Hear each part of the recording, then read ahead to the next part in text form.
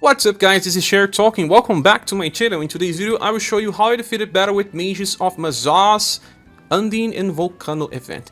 This is an attacks event, that means that you can do it anytime, it's not limited. So if you're not strong enough, don't worry, you'll be. If you're lacking one unit or another, I'll try to explain the replacements as well. I have 3 different strategies for this fight, and I will explain how to deal with it first. Well, you have 2 bosses. It's just one wave. So Undine is very resistant. She will cast shield on Volcano most of the time, but some of her attacks will just increase her defense as well. Every 2 turns she gets also more resistant. Volcano will buff his intelligence with some of his attacks, but will also buff it every 3 turns, so he becomes super dangerous. Both are weak to slash and pierce. Undine is weak to heat, Volcano is weak to cold. You cannot inflict any status ailment, and you cannot debuff their intelligence. That will not happen, so they will just remove that in the end of a turn. So the best way is to buff your will to resist damage, right? And equip yourself with equipments that will try to resist the elementals that they use. Volcano is focused on heat, but you should not forget about sun, because Crimson Flare is both elements, and it will choose the one that you are weak the most. And this can instantly kill many characters in the game if you're not using the right formation and buffs. Undine is just attacking with cold, but she will also use lightning. So if you are negating cold most of the time, you're pretty safe, but there is a very strong lightning attack as well, but happens from time to time. It's not that important. Okay, so there's another rule for this fight. If you attack them with indirect attacks like Leon, the damage will be decreased. Yeah, that's a hard way to try to counter Leon, so that you use different characters, and I don't think it's a very bad design, because in the end, it just allows you to use your creativity in different characters. We have been summoning for different characters, so let's put that into use. Okay, squad number 1. This one brings So-cho, and it's the one I had the most fun. This character is new, and I want to showcase how he actually changes some battles. So So-cho is in the front line of Seer Focus Axe formation, just like Rag Robbing, because here they will get more chance of being attacked, and they will both taunt. And that was the best formation to use then, since Whirlwind is bad, they have delayed attacks, this one will have it all working all time. So So-cho has that skill that uses 13 BP, and it's called Let Me Handle It. It will give 10 BP to everyone. That's actually very nice. And Rag Robbing will negate all heat damage, so he won't take damage from Volcano, like Liz won't take damage from Undine. But I won't use Liz, I got mixed results with her.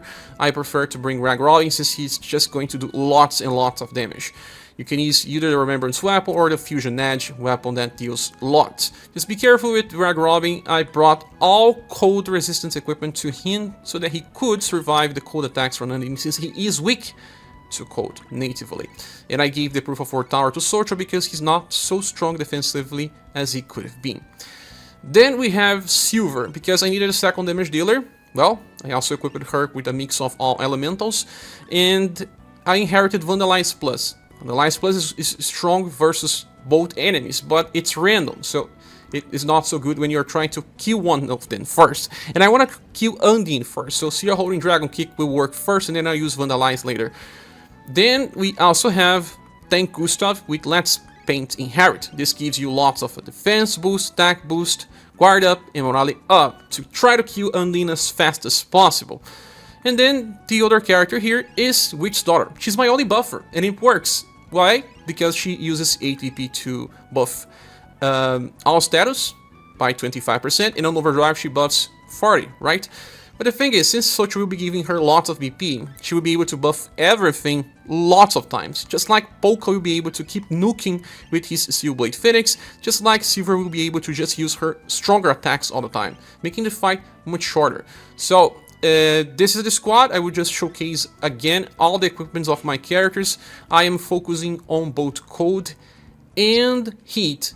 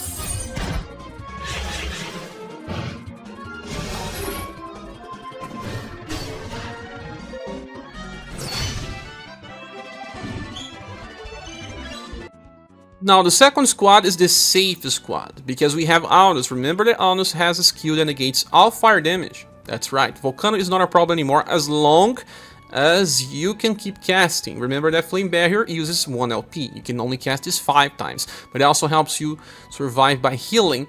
So give cold resistant equipment to everyone in the party. In the case of Aunus, I was even giving the Proof of Work Tower to survive, and everyone else was just focusing on getting cold resistance stuff. Look on all of them. So I am using here the Seer Focus Axe formation again, and I have Kid Monika. Yeah, that's right, because she has this passive where she gets 3 BP when she is attacked by 25% chance, but it happens a lot since they attack too many times. Then the other character in the front line is Mariah. Yeah, Mariah has a passive where she can heal the party when she gets hit. 50% chance, and she's still useful, still very good. So she will be healing the party just fine. And then I have this other character here, Darque, because, well, he uses direct attacks, and I can keep cycling stab in the back and golden note. But there's something important with this Darque. He has a critical apple, as you can see here, because of his passive that triggers 3 BP when he's attacking with critical. And, well, this will allow him to do lots of damage as fast as possible to just kill Undine as soon as possible. And then we have Matriarch, and she will be buffing Pean of Peace, since Pean of Peace buffs Dexterity for my main attackers, Will to decrease magical damage, Love and Charisma to heal better.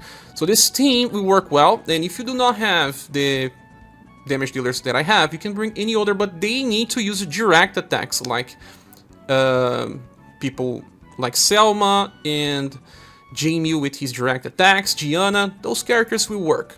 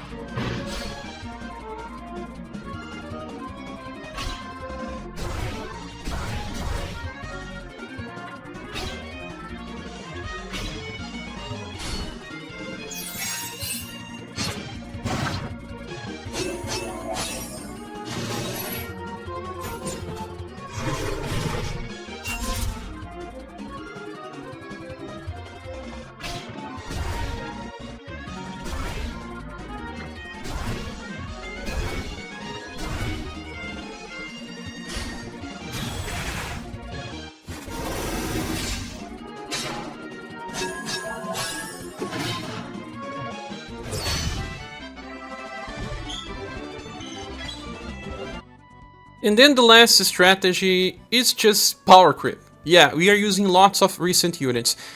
Here, the strategy uses Whirlwind formation because this one will give us minus 15% damage for the frontal units. We will also buff agility, that actually works well.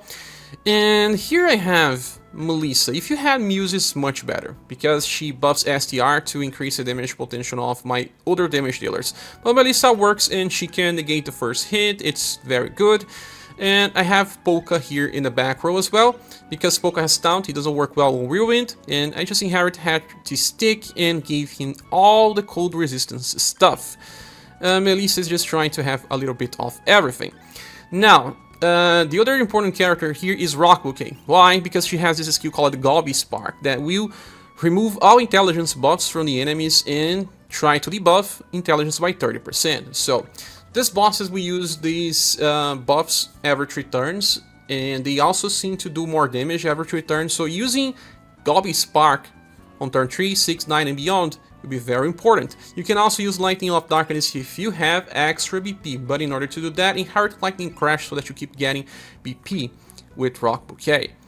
And then we have Witch's Daughter. Yeah, she's still very nice. You can also use Muse if you want, I don't have it. And, well, I just inherit Healing Breath in the case I need, but Sweet Smell will be used when needed, but I will be giving BP to Polka. Yeah, so I can keep using my Steelblade Phoenix so that he does lots of damage. And my other damage dealer is Urpina, because I have Crossbreak and she will just decrease defense of the enemies, increasing the overall damage. She's pretty sustainable, I guess, but you can use actually many others. I could have used Arthur, but his chase attack is indirect, so he deals very low damage. But one character that works super well here is the latest Human Alosis, because he is very strong, as reported by a friend of mine, and you can just get all his passives activated super fast. But it's not important who you bring, as long as you have Polka here.